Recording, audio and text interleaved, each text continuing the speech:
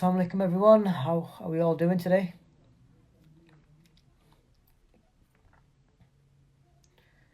Good to see plenty of people online already. Hamad, how are you, man? How's Sheffield? Long time. Walaikum assalam. TB, always a pleasure. AK Academy. I'm just waiting on Amir now. Just spoke to him a second ago. He'll be on soon, inshallah. But as you know, plan today is talk a bit about Ramadan, which is obviously coming up very soon. Literally, we're looking at from Friday, around Friday time, where Ramadan's coming up, and inshallah, we're looking to just maybe teach people a little bit more, give it more of an insight. And here's the man himself now. Hi, bro. Can you see me now? Perfect, mashallah. Is that better? Sorry, bro. I think I was having some internet connection. Don't know. How's the little ones? Everyone settled well on the Little one's alright. Lenny, say hi. Hiya. She's nuts, bro. How's the lockdown been with all the kids? You know what, boy? It's been quite difficult, but it's alright because we're getting to spend time with the family.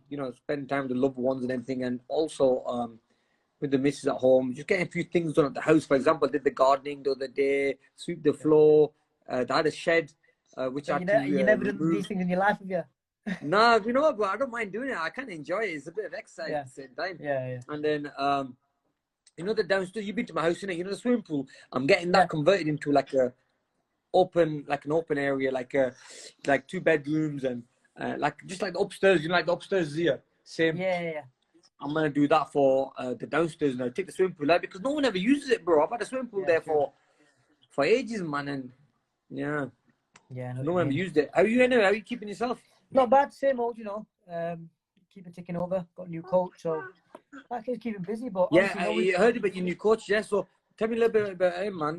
Where's he from? So Angel's actually he's Spanish, but he in England. He lives in Surrey, but we're setting up a camp in Loughborough, inshallah. So it's not too far from me in Leeds. So yeah, you're not too far, but at the same time you'll be isolated, you'll be quiet. Yeah, so will you have away from all distractions. Yeah, and also with Loughborough, it's got some good. It's a sports college as well, isn't it? So it's got some very good facilities, unbelievable facilities. Yeah, are you allowed to use the facilities there? Yeah, so we're basically the uni is going to be part of us anyway. So wicked. So obviously being an Olympian and all that, you should hopefully they should love you to be there. Yeah, to have you there. So yeah, man, wicked, man. But obviously with the Ramadan coming up, I thought let's start talking about man. Ramadan and how people like you and me cope, and the differences with that. And like I say, for a non-Muslim audience, Ramadan is the month in which Muslims across the globe observe fasting from dawn until sunset. It's also the month in which the Holy Quran was revealed to our Holy Prophet Muhammad, peace be upon him, over the period of 23 years. And like I say, our celebrity guest today is Amir Khan. Respect. So yeah. We'll get straight into the questions. Definitely, man. As the blessed month's coming up, what are you currently doing to prepare yourself for that? For example, me, what I do, I try to get my weight not too high because I know for a fact through Ramadan, I'm putting weight on. So what about you? How do you cope with the start of it? Is there anything you do in a lead up? I try to eat clean. I think it's like a good detox for my body. So what I like to do in Ramadan is make sure that the body's going to eat. I'm going to eat clean food. It gives the body and the stomach and everything a bit of a break from all that energy your body uses up for digesting food and everything. Yeah. So whereas if you're going to eat only clean, healthy food, a lot of salads, a lot of fruits and stuff like that, what's going to happen is your body's not going to work as much. You're not going to burn too much energy. So I like to, try new things. Also, what I do in Ramadan, I like to up my vitamins even more because you're going to be eating less. So by eating less, you have to make sure you got the nutrients in that slowly going into the body while you are fasting.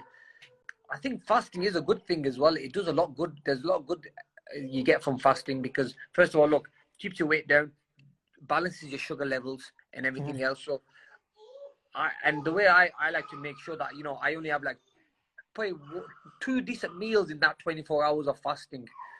But then try to make sure in them 2 meals that you have, try to cut the carbs down, eat more protein, and add fats with it as well.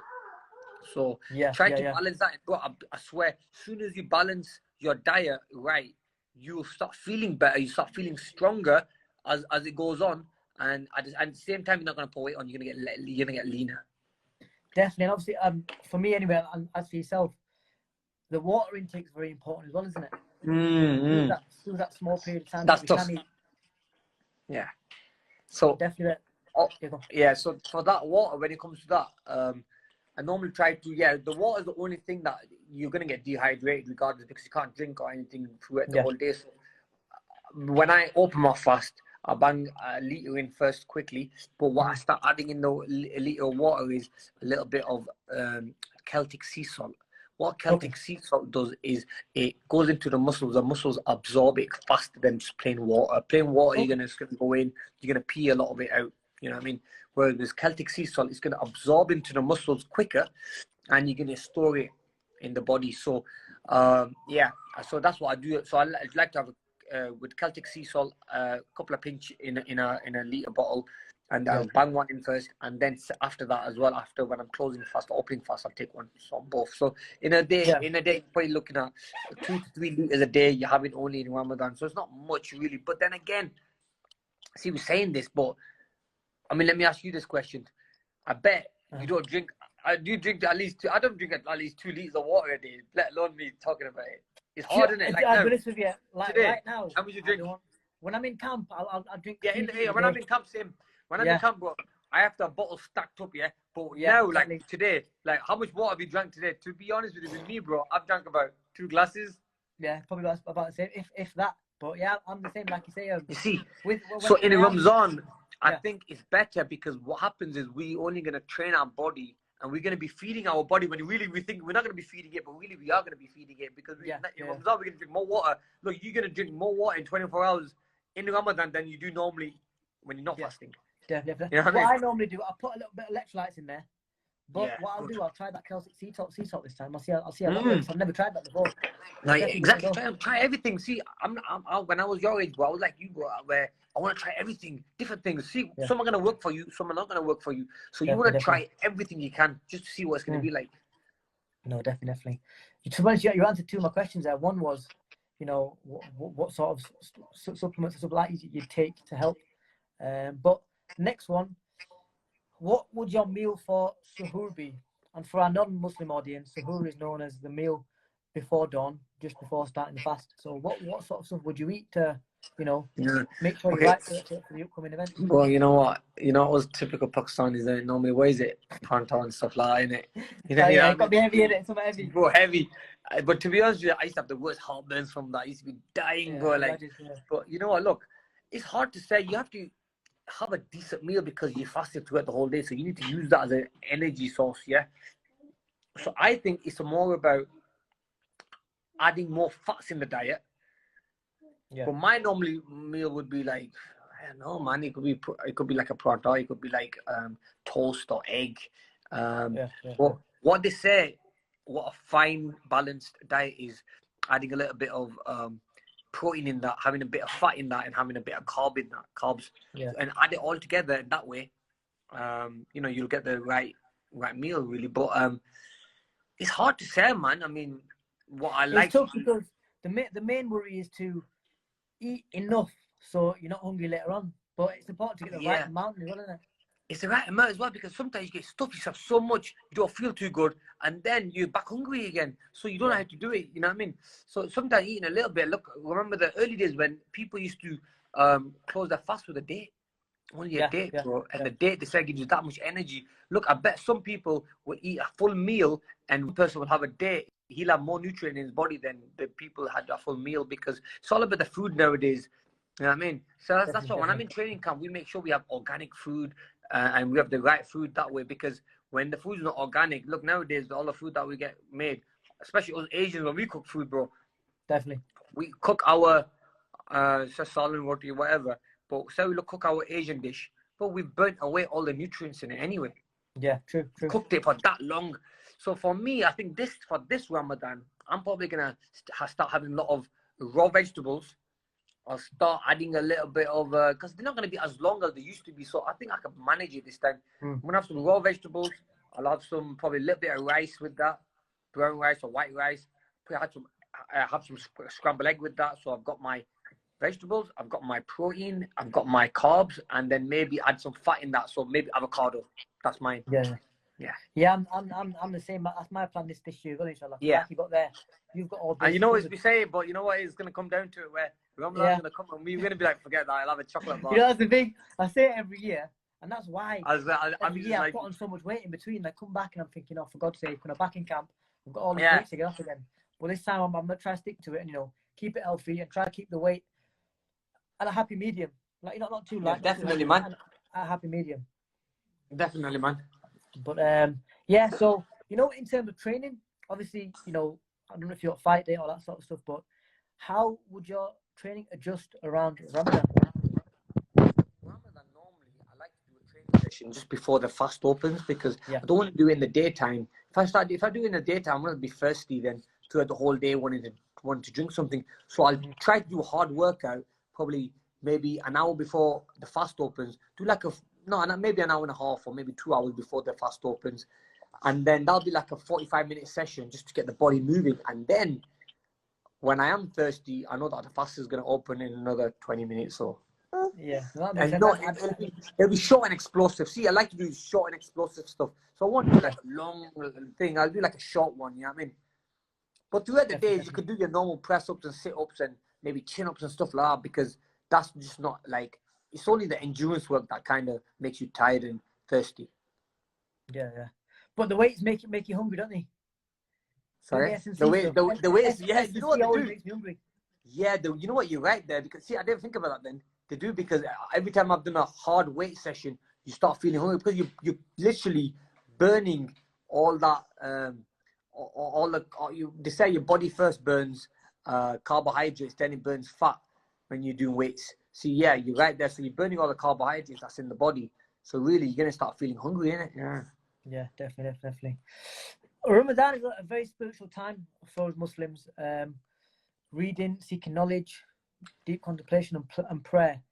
How does that fit in with your daily routine? Obviously, with the training, with the kids. You know what? I like Ramadan when that comes to that praying part because you always seem a bit more concentrated on that, don't you? Because I'm the same. Because you feel like you're fasting to God, innit? Yeah. So you're fasting, so you're a little bit closer to God. Then you start thinking, you have to start praying a little bit. And when I started doing that, bro, like you do feel like cleaner.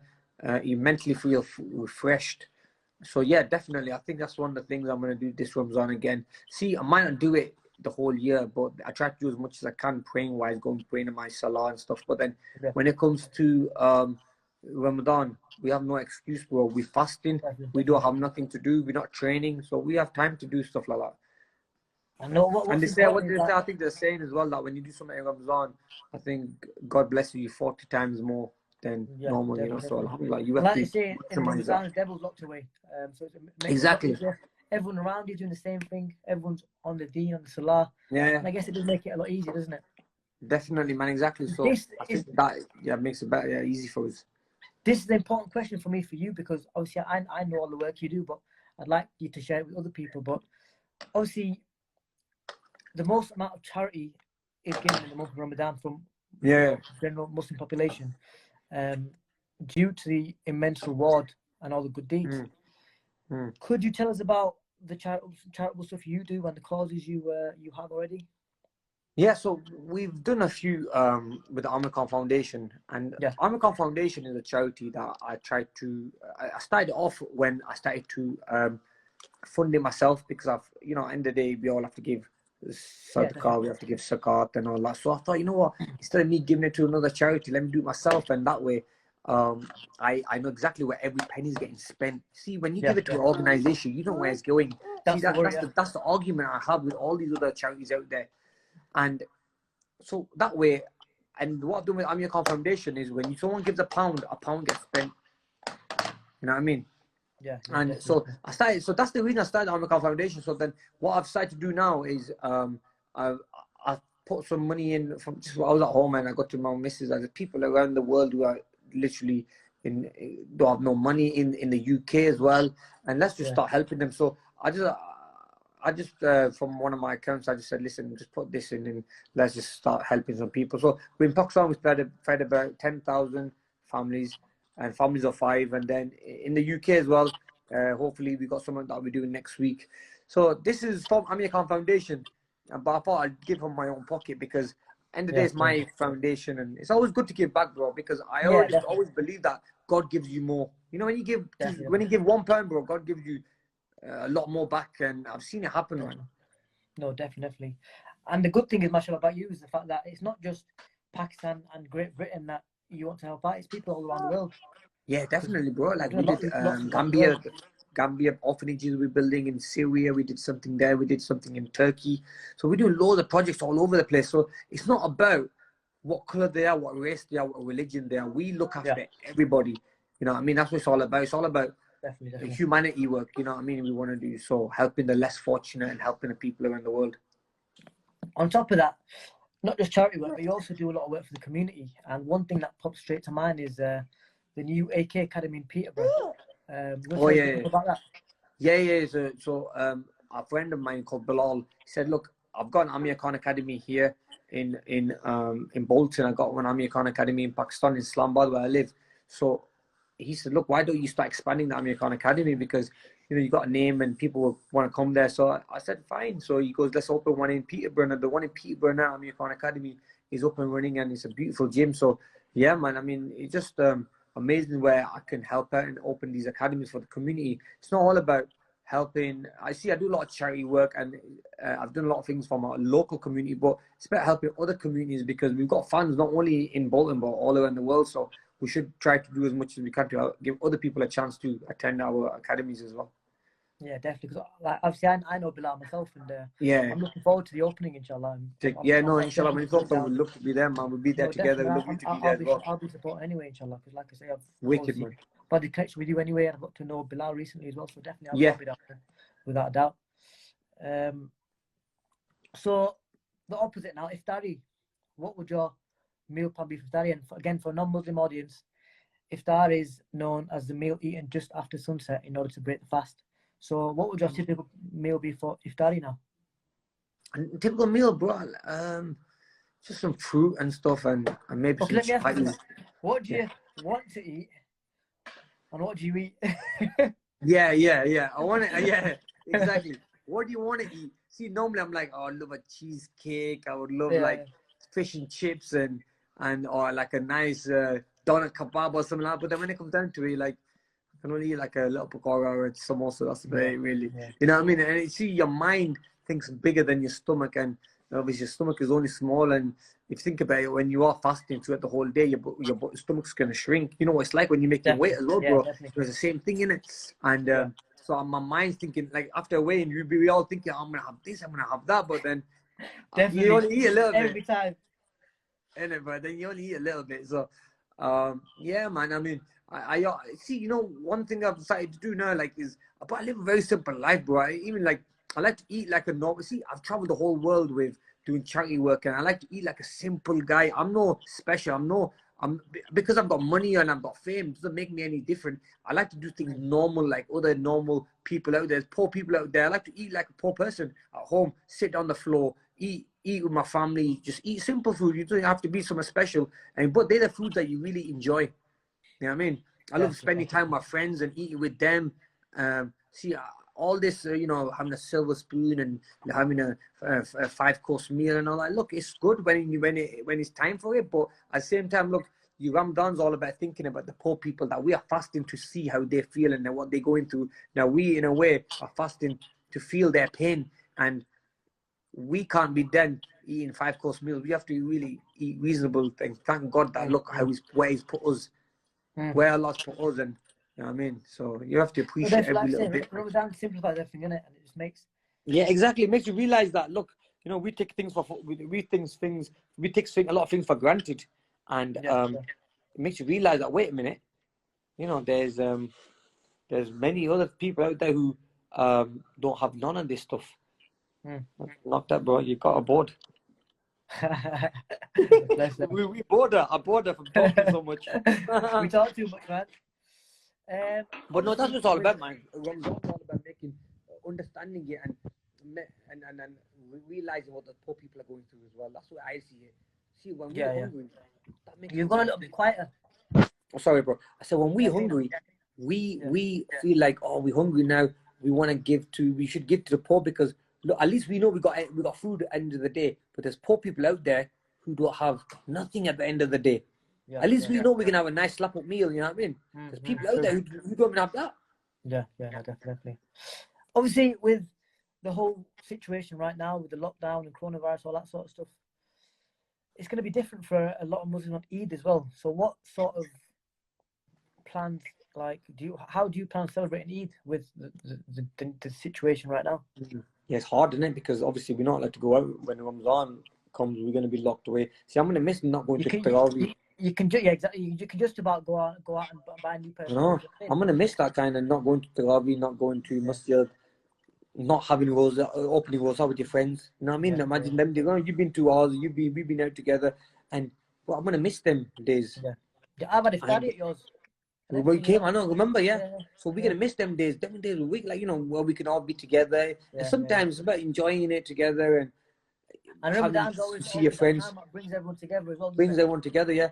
Whereas this time, I don't think we're going to have that in it, so we're not allowed to go out. So it's going to be a little bit quiet. It's going to be not as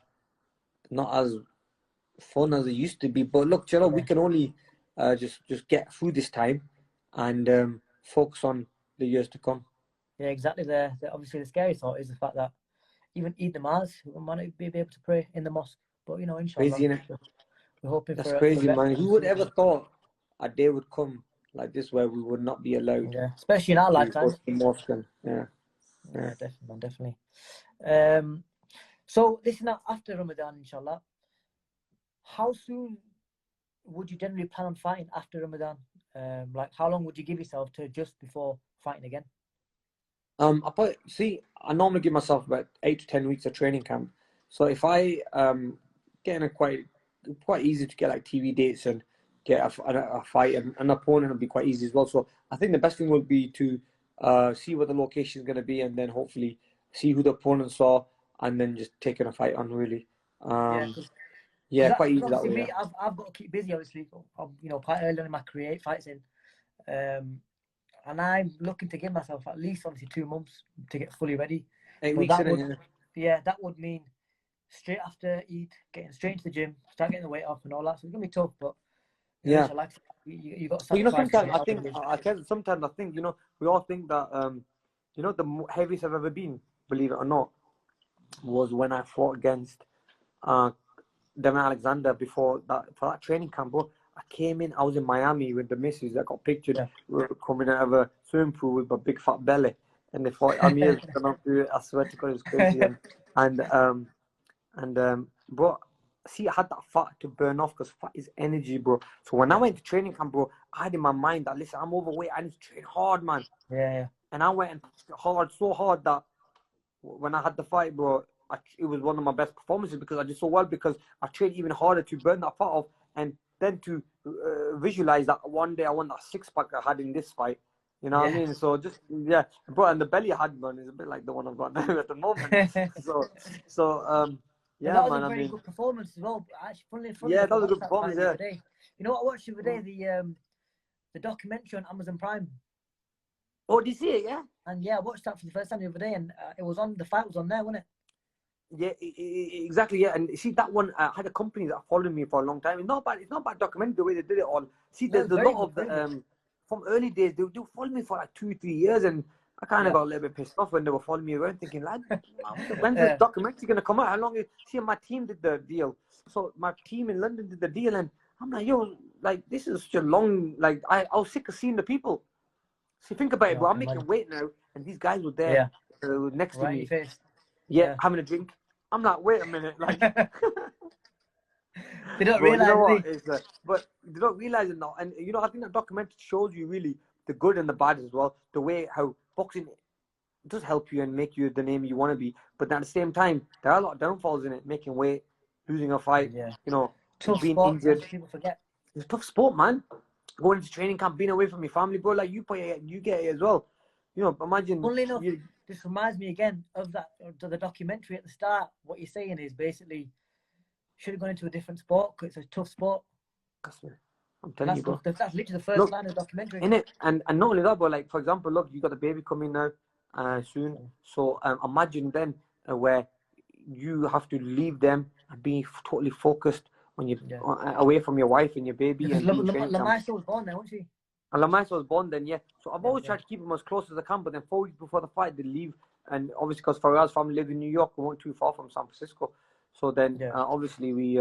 But look, it's always hard when you have other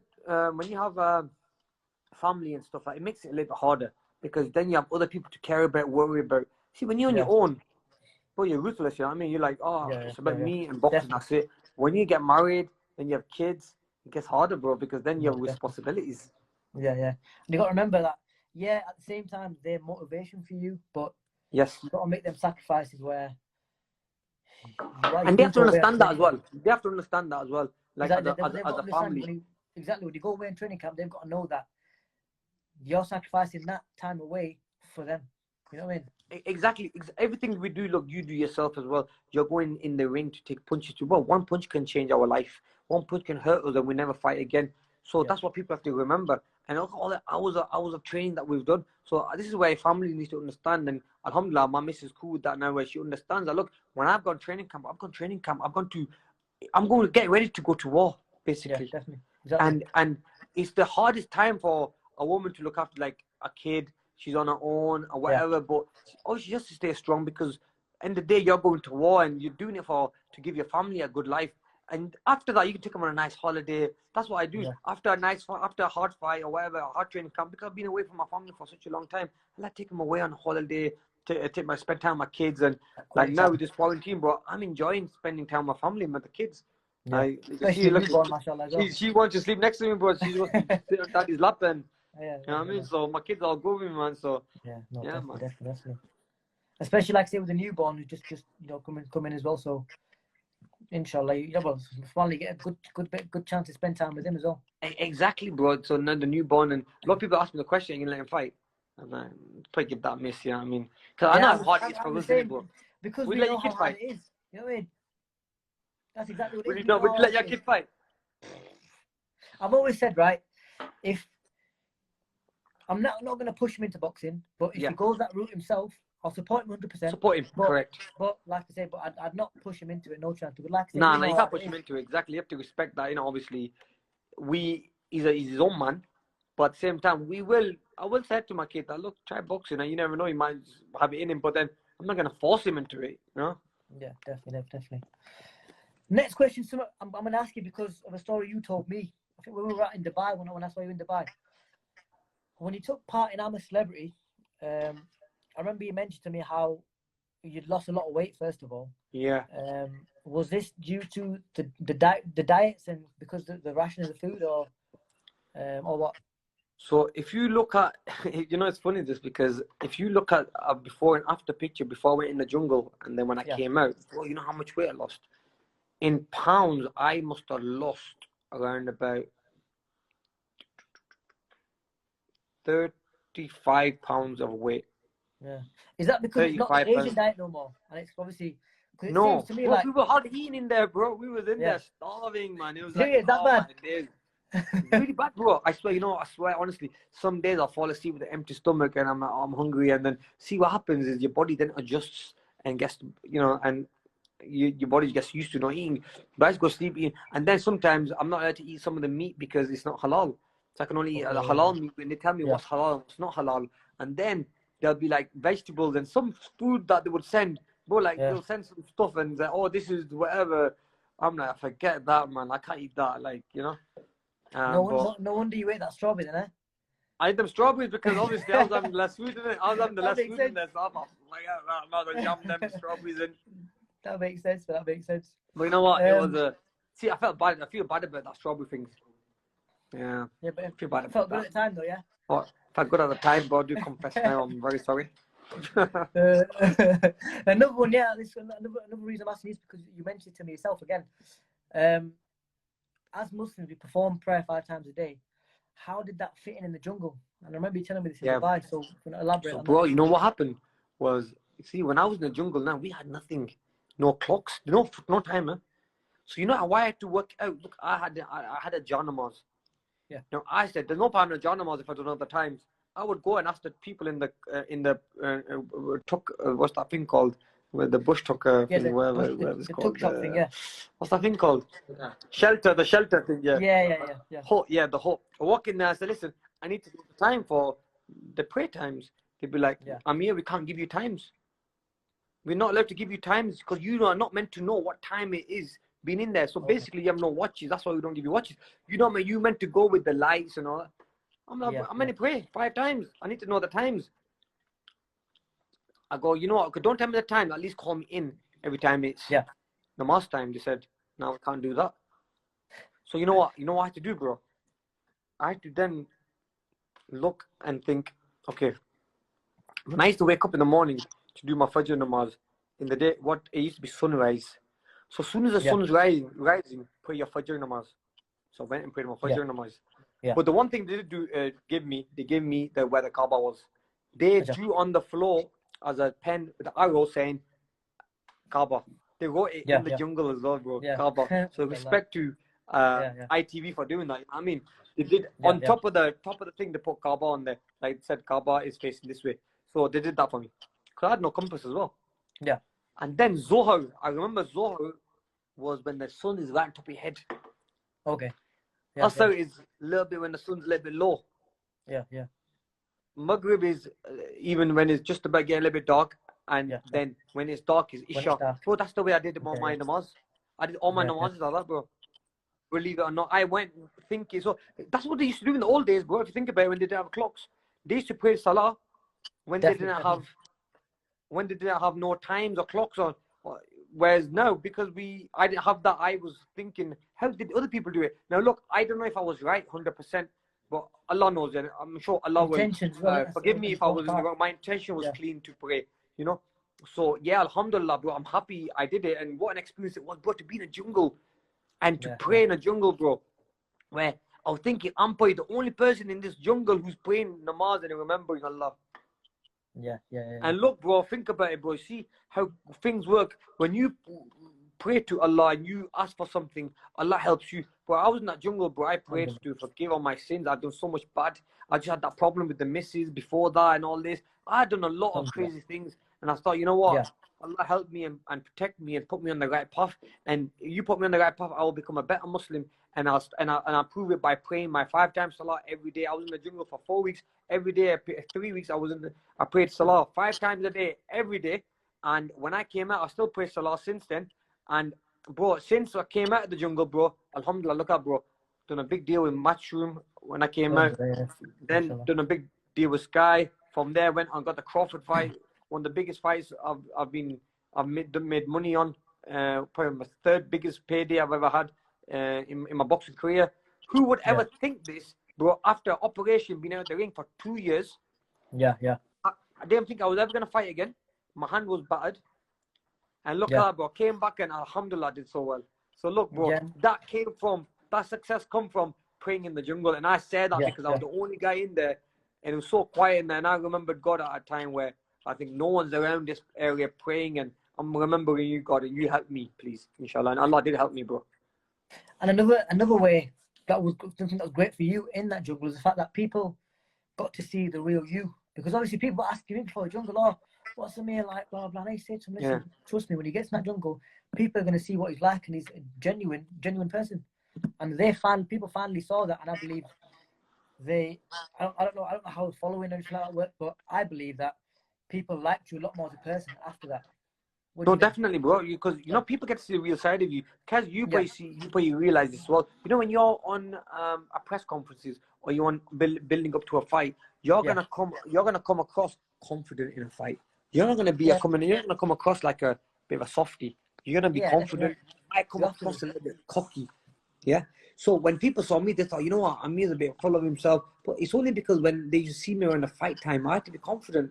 I'm not gonna let someone say I'm gonna knock you, and I'm not gonna say nothing bad. I'm not gonna be nice to him. Say, oh yeah, please take a seat. Don't worry. Yeah. So that's what it was, and people thought, oh, maybe I'm just like that, but I'm not, bro. So people got to see the real side of me being in that jungle, and thought, you know what, he's not a bad lad. He's just like one of us, and so yeah, it did me a lot of good, really, to be honest with you. Yeah, and that was important for me because, like you said, people got to see the right side of you, the right side. Even though you weren't, they even saw a cheeky side of you, which was great because it showed your real personality. Definitely, I'm gonna man. ask in terms of Respect. praying Gary Jones. Respect for your message. Sorry, bro. Go ahead. yeah, praying in the jungle. Yeah. That must have helped in many ways. It kept you Or calm, training. give you that bit of strength. No, sorry, reading the master, I meant Yeah. in the jungle. Definitely, That must have helped you a lot. Because I'll be honest with you, bro, I don't like spiders. I don't like snakes. I wouldn't even go nowhere near them. Thinking, bro, that's one of the reasons as well. I pray to Allah that look, one day I'm asleep. I don't want a snake to come and eat me or bite me. I am so scared. So please do something. Yeah, do something to keep me protected while I'm asleep or while I'm in the jungle walking around.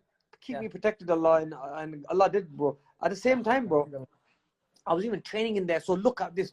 You're in the jungle, bro. People at home only saw 1 hour of work. Of 1 hour of the show. Yeah. So in that 1 hour, bro, you're gonna show the trials, the and stuff like that. But when it comes down to it's alright, bro. When it comes, when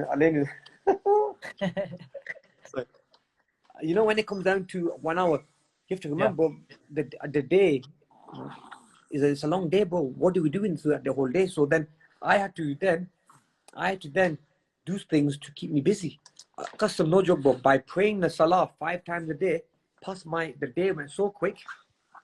Oh, Barry, do me a favor. Just pick up point on there. Put on that box of sofa. Should be right. Good. Yeah, take the lane. Sorry, bro. The little one. Good girl. Good girl. Anyway, sorry. Lenny, good girl. Sit down. Good girl. Sorry, bro. Little one's going to sleep. Sorry, so do that again. I'll do that question again. Oh, sorry, say that again. What was it again? Yeah, I'm just praying in the jungle. Yeah, so boy, it did give me a lot of strength, man. It gave me a lot of strength, and it was just good for me to kind of keep focused. Sorry, I was up to what I was telling you was that it helped my day go by quick. Yeah. Think about it, bro. Think about it. You're in the jungle. There's just 5 people. You're gonna be bored. It's like quarantine, bro. I was literally, you're at your house. You're allowed to walk out, but you can't go anywhere else. You're in that one certain area. So just feel how it was like there. But at least at home, you can eat what you want, you drink what you want. And in back in mind, you do know if you need to go for a drive, you can go for a drive. Yeah. But when you're in the jungle, I was stuck in the jungle, so I did get bored. What kept me going was training and praying. What kept me going, and one thing, the art about praying, bro, it was every couple of hours. So that kind of kept me going. You know what I mean? So I was looking forward to prayer, and I swear the way God has made it, it's amazing. Like He would have us pray Fajr early in the morning when we wake up. And that was before Anton Deck walked in. In the morning early, yeah. As soon as I wake up, I pray my salah quickly, have a shower, pray my salah, and then Anton Deck will come and tell us who's doing a trial. Then I would chill for the day. While I'm getting bored again, then it's salah time again. I'll chill for a bit, then salah time again. I pray 5 times, but before you know it, the day's finished. So yeah, man, it helped me a lot, bro. Definitely. It's what got me through that jungle, bro. Or maybe I would have walked away.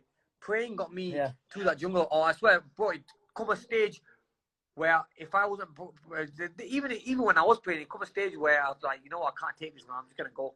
But praying is what kept me going. And imagine if I wasn't praying, I would have lost it, man. I can imagine, because, like I say, all them little insects and all that sort of stuff must be Boy, horrible. look, you think to yourself, wait a minute. I'm sat here. I'm making myself a little bit stupid.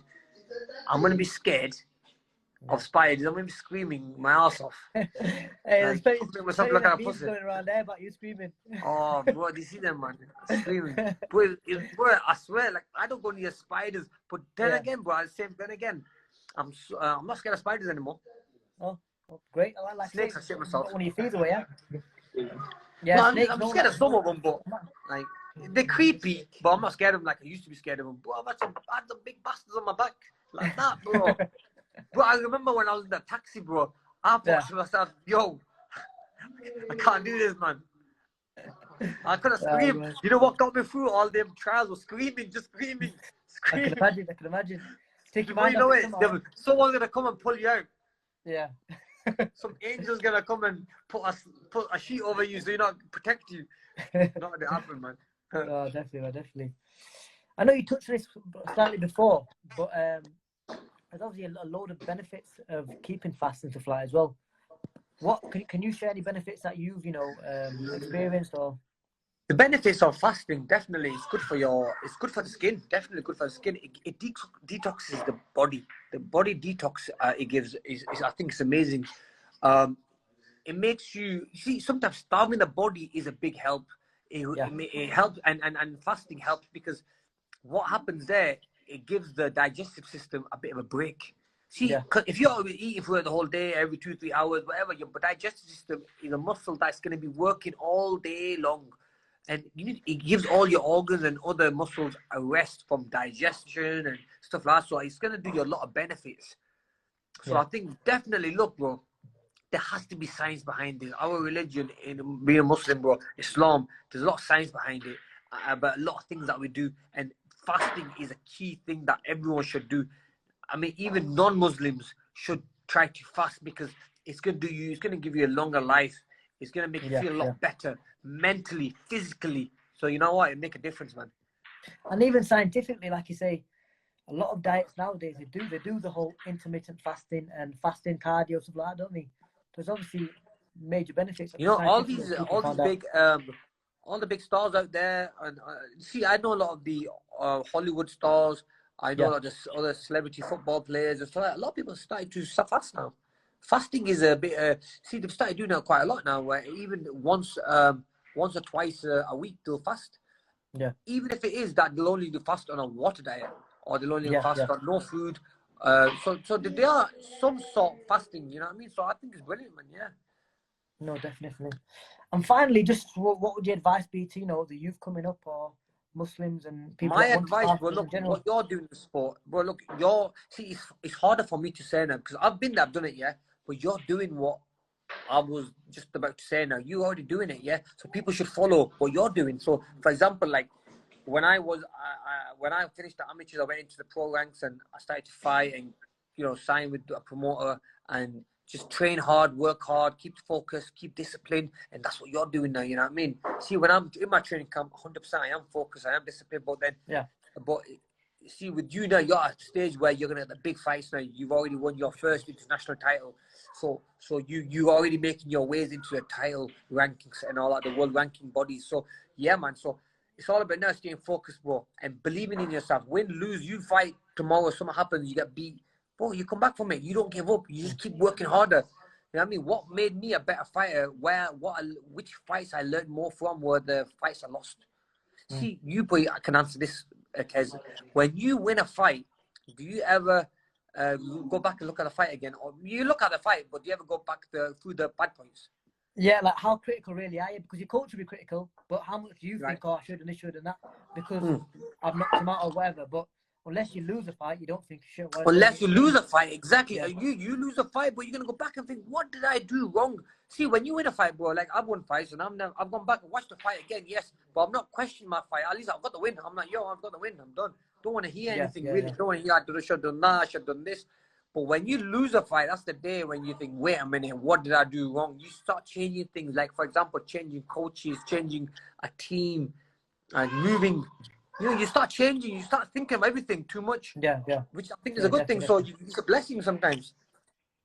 And like I say, it's all about that belief, that hard work, that determination, Yeah, and Kez, also and that one thing I dream. want to do mention is that if I didn't have them losses, bro, I might have I could have been unbeaten. I don't think my career would have gone this long.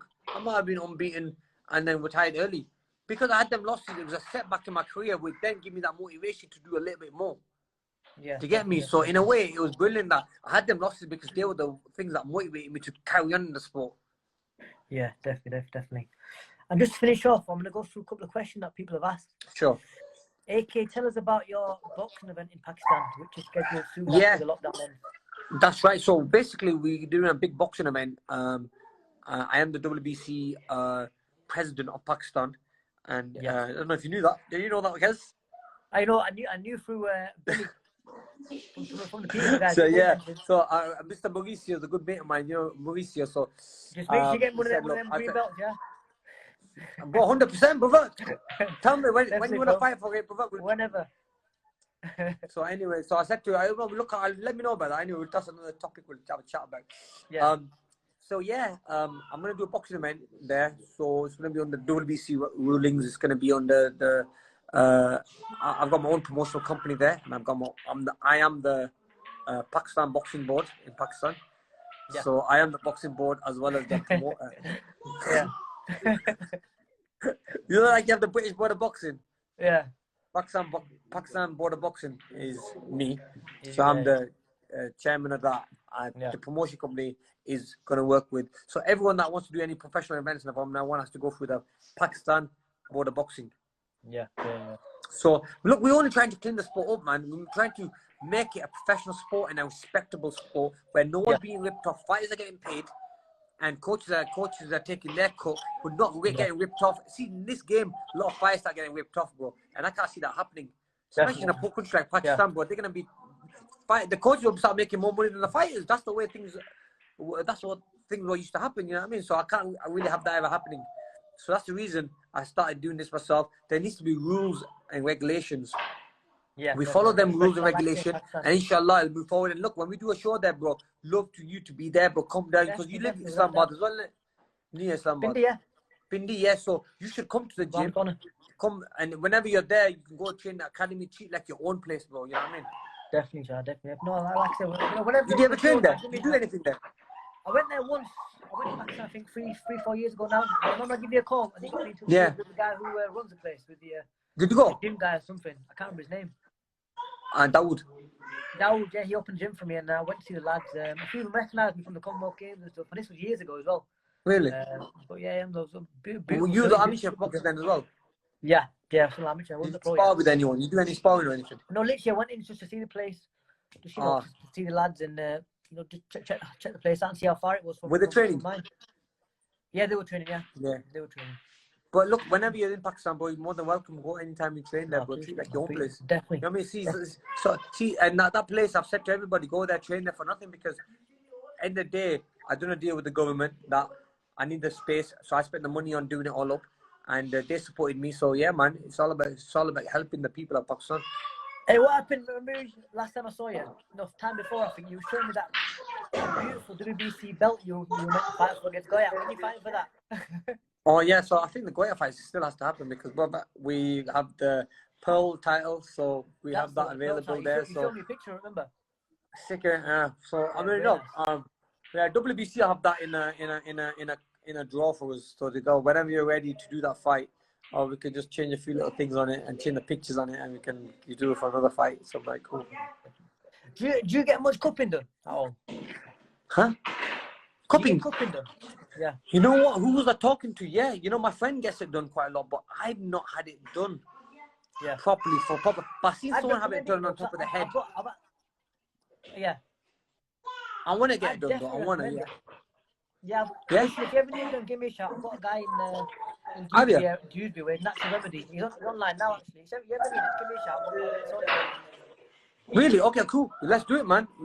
Once all this quarantine is out of the way, let's me and you go there and get it sorted, man. 100%, bro. I'll be sick. Yeah, definitely, Shanna.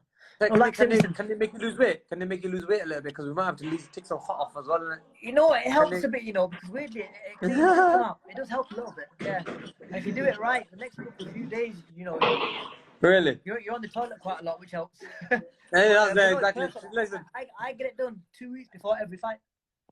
2 weeks before fight, that close? Before every fight. Really? Does that affect you? I feel amazing. No, after about a week and a half is when your body fully recovers and it's perfect. Wow. No, see, I've never done too much reading about it. Let me read a little bit on it, and then let me get some information on it, and I'll get onto that. Yeah, definitely. We'll definitely go. Listen, Amir, I appreciate your time. Lovely, man, bro. Good seeing you, and good luck with everything you're doing, bro. People need to see as well. Bro. And people need to understand that what you're doing in the sport, bro, is big as well, man. I mean, look, inshallah, next future world champion, and you just never give up, man. Keep working hard, keep training hard, and I've always been a supporter and a fan, brother, so do your thing as well. Definitely appreciate it, man. No, I appreciate it, man. Like I say, you've always shown me love, and that's why I've always appreciated you. And like I say, when all this quarantine's over and all the lockdowns off, we'll definitely catch up and, give the family that salam as well. And, I will do for sure, man. You too, bro. Take care, guys. Top man. Appreciate it, man. Top man. Bye, bro. Take care. Bye. Take care, Sam. Thank you, everyone, for tuning in. I hope, you learned a bit about Ramadan and how it was fighters and athletes cope in, this blessed month. And we've got another show tomorrow, hopefully, about 8:30, sorry. We've got another one tomorrow with a young lad coming up, Hamza Shiraz. So make sure you tune in tomorrow, and inshallah, I'll see you all then. Thank you very much.